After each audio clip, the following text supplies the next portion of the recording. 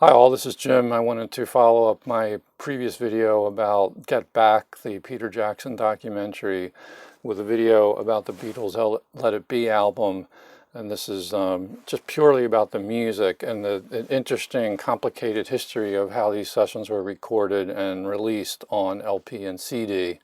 So I'm going to do a rundown of the different versions I have in my collection and give you some quick reviews and just describe kind of like a buyer's guide, if you will, and we can get right into it. So the original project, Let It Be by the Beatles, was intended to be a combination package, this TV special and slash film, and they were going to rehearse for a live show, and then they were going to do a follow-up album with it. And we know in a lot of the history of that, things didn't work out quite as planned. But if we look at the sessions that were recorded, there were two places where it was recorded. The first was Twickenham Studios. Then they were pretty unsatisfied with that vibe in this big film studio set. So they moved to the basement of Apple Records building in Savile Row, London. But a lot of this footage, these recording sessions have leaked out over the years. The first record that was released from the Get Back sessions was the single Get Back with a B-side of Don't Let Me Down, and that came out in April 1969. I don't have the 45 in my collection. I'm not as much of a 45s guy, but it's out there if you look for it.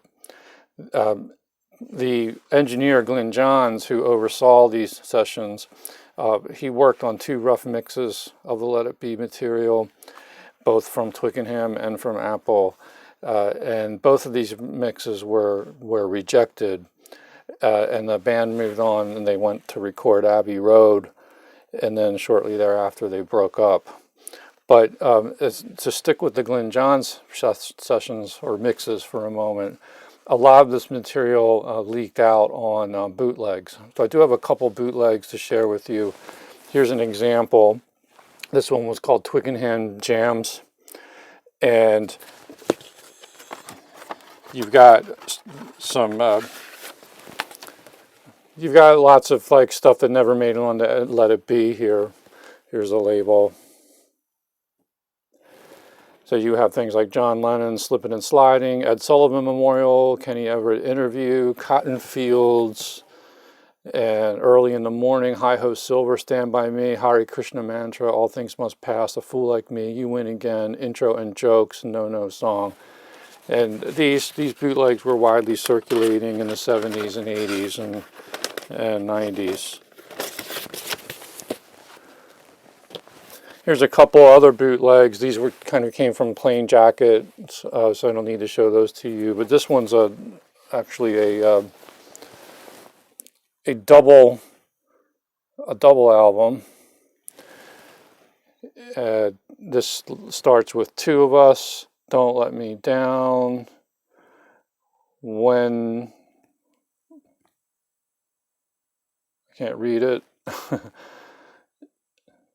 I've Got a Feeling is on here, Get Back is on here, Don't Let Me Down reprise, and then lots of other stuff in here. She Came In Through the Bathroom Window. Like these are tracks that you get snippets of in the documentary. And then there's another disc here. So these were widely bootlegged, and they're all very rough sounding, and the sound quality is not that great at all. And I think this led to the mythology that the Let It Be sessions were like a complete mess. But as we now know from watching Peter Jackson's documentary, that is not exactly the case. So what happened in 1970, after Abbey Road came out, the task to pull together the Let It Be recordings and create an album out of it was handed over to Phil Spector. And this is the result, Let It Be, the official release. We have a few copies on vinyl in our collection once my wife and I merged our collections. This was the first album I ever got by the Beatles, a studio album. I think the blue album compilation might have been the first that I bought new, and then this I found used. And one of my favorite Beatles albums, maybe because it was the first. And you can see here the red apple label. And this, to me, is the definitive version of Let It Be, because it's what most people listen to. So what did Spector do to pull all this scattered rough-edged material and create an album out of it? Well, he mixed some studio takes and live takes. He sweetened several tracks with his wall of sound orchestral techniques. Some of it borders on schmaltzy, or in the case of Long and Winding Road, I think you could say it is schmaltzy, although I like Long and Winding Road.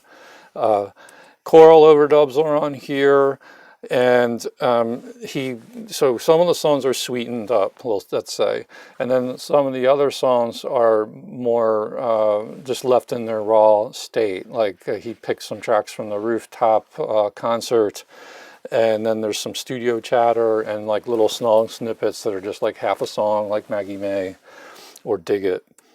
He also pulled John Lennon's ballad Across the Universe and sweetened that up. He slowed it down half a step. And the final result was Let It Be.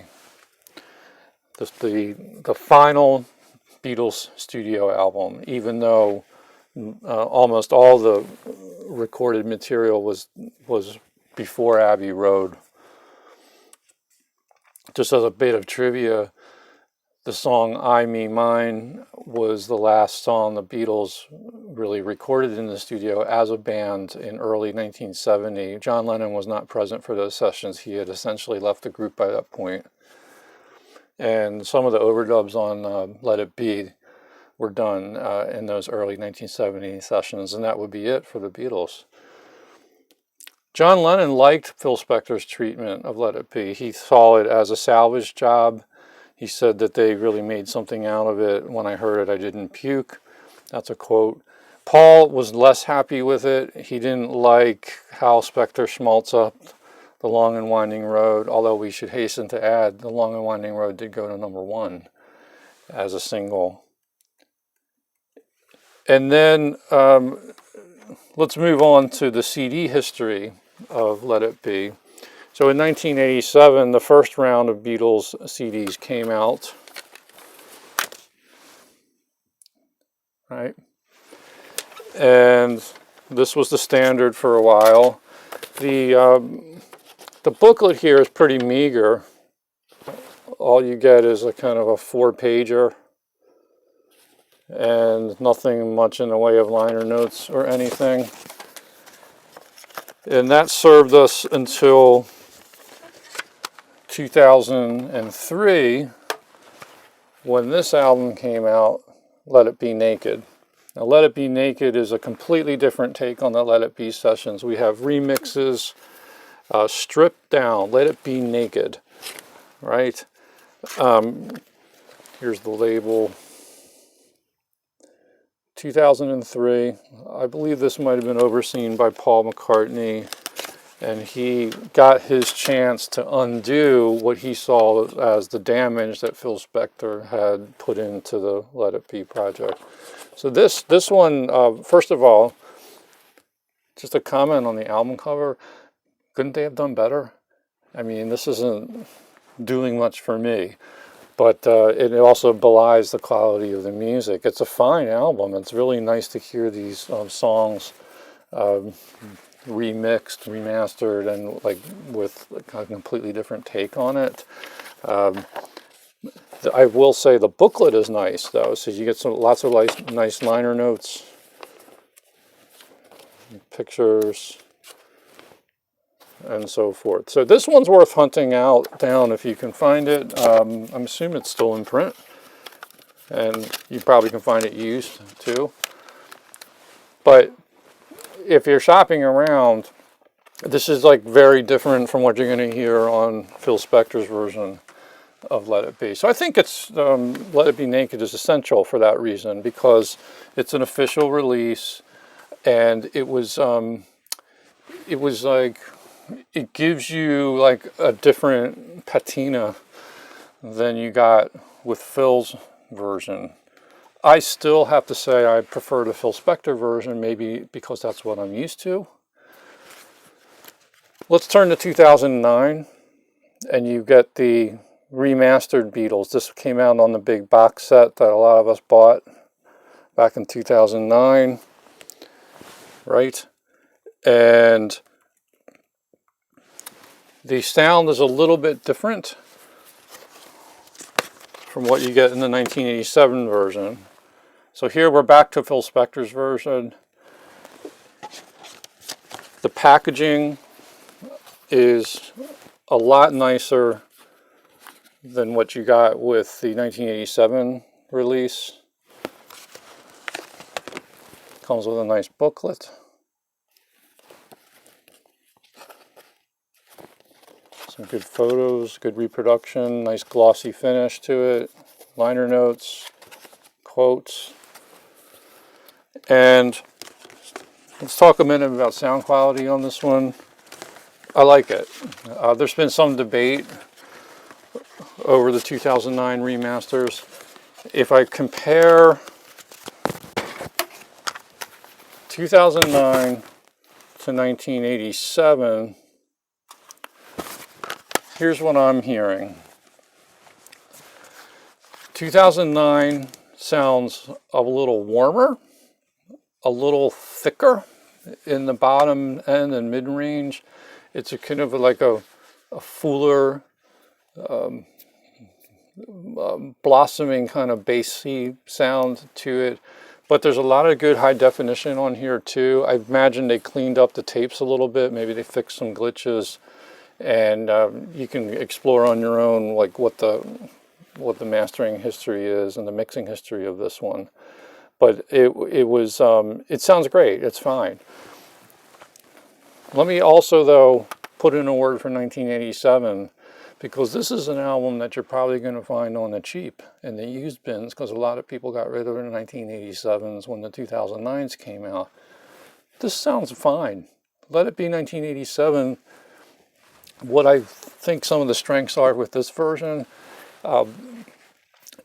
maybe a little bit thinner than the 2009, but it's a very well-rounded sound, and there's air between the instruments and the vocals. There's a sort of a front-to-back dimensionality to the sound profile, and I think it's like it's really respectable. You're going to probably have to turn the volume up a little bit louder on this one, because 2009 has probably been compressed limited.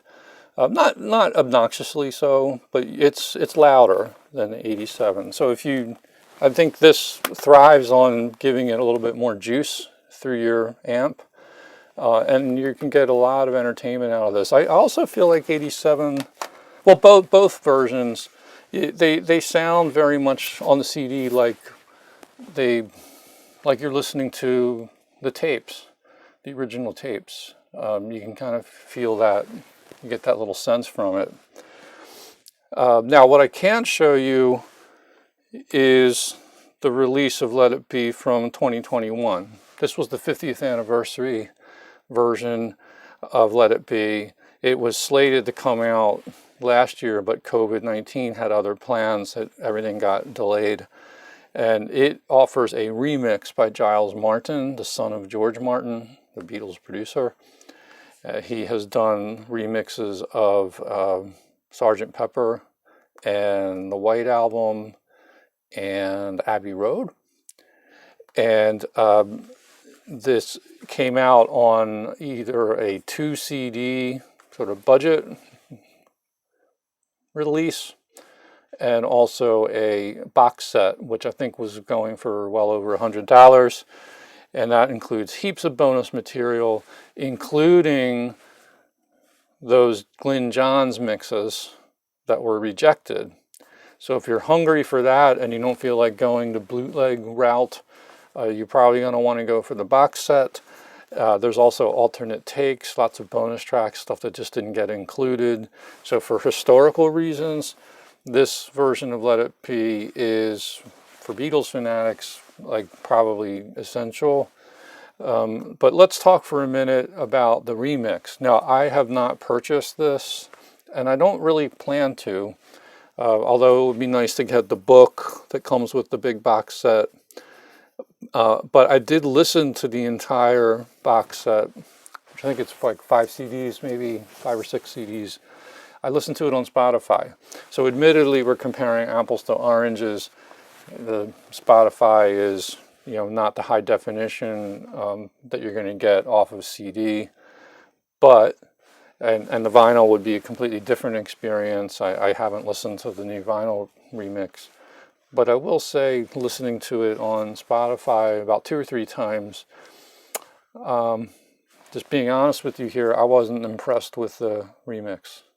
I thought I wasn't happy with some of the choices Giles made. Some of the songs sound like the bass is boosted too much. Sometimes in his attempt to maybe bring the vocals more forward, things seem out of balance. There's the tack piano sound on For You Blue. I feel like the piano like overweights everything else in the mix, so it's very distracting as you're listening to that. They tamed George Harrison's guitar in a lot of the songs. George is in the right channel, like on a song like I've Got a Feeling. You kind of want George to come in like very raw and loud and edgy and sort of like biting, but it just doesn't sound as good to me on the remix. Now, I'm sure a lot of you out there are going to disagree with me, and you're welcome to have at it in the comment section and persuade me that the remix sounds better. I don't hear it. I feel like Giles Martin's remixes are sort of diminishing returns. I was pretty happy with his remix of Sgt. Pepper. I was very interested and happy with his remix of the White Album, which also included those Esher demos. That was pretty cool. But then Abbey Road and this one, I don't hear, like, first of all, Abbey Road, I should do another video on that. I don't think it needed to be remixed, and I feel the same way with Let It Be. Yeah, Let It Be is always going to sound rough-edged because of the nature of how it was recorded. Most of this stuff was just live tracked, but he's replicating the Phil Spector mix choices, but I just don't see an improvement. I think, you know, I'm pretty content with 1987, 2009, and then I like to augment that with my 2003 Let It Be Naked, which gives you that whole different take on things. Honestly, if you've got a streaming service like Spotify, Apple Music, definitely listen to the Let It Be remix for yourself and make up your own mind. But you might want to, unless you really are in it for the packaging and you want that booklet and all the notes and everything, I'm not sure. It's not, the remix is not anything that I'm going to like spend a whole lot of time listening to going forward. I'm very content with my other Beatles CDs.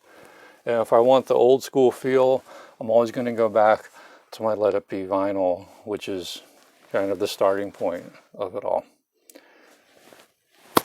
That's all I've got for the Beatles today. If you've got comments, and I'm sure some of you might, leave them in the comment section. I'll include some links in the show description for more information. And if you like this video, please click the like button, ring the bell for notifications, subscribe. I really would appreciate it. Thanks. I hope this was useful to you, and I'm interested to hear what you all think of Let It Be as an album. Thanks.